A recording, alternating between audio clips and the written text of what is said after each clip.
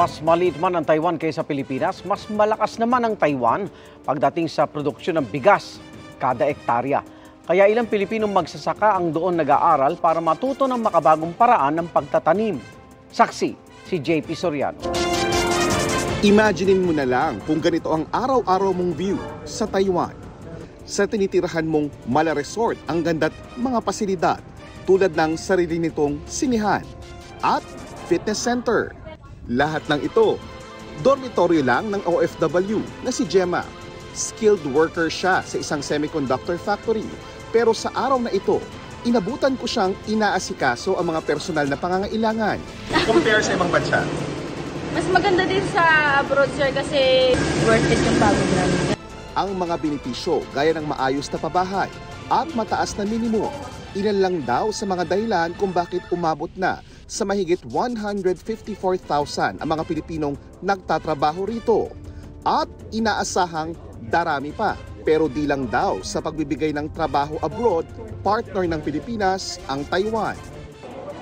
Kailan lang na makipagkasundo sa isang agrigaya social enterprise dito ang pinuno ng Manila Economic and Cultural Office o MECO na tumatayong opisyal na kinatawan ng Pilipinas sa Taiwan. Dadagdagan pa ng agrigaya farm ang mga tinuturuan nilang Pinoy agricultural student.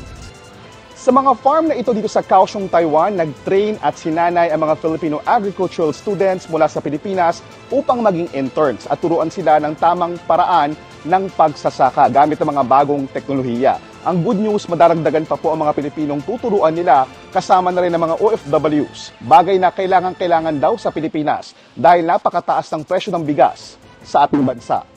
Sa maniwala't kayo't sa hindi, kahit mas maliit pa sa Luzon ang Taiwan, di hamak na mas mataas ang produksyon nila ng bigas. Pero ang problema ng mga Pilipinong magsasaka na natututo rito, wala naman daw silang mga pag-aaring lupang tataniman.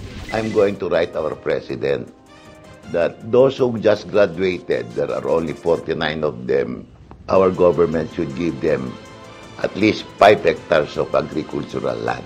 Mula rito sa Kaohsiung, Taiwan, at para sa GMA Integrated News, JP Soriano ang inyong saksi. Mga kaibigan, samahan nyo kaming saksiyan ng mga balita. Mag-subscribe sa GMA Integrated News sa YouTube. Para sa mga kapuso abroad, samahan nyo kami sa GMA Pinoy TV at sa www.gmanews.tv.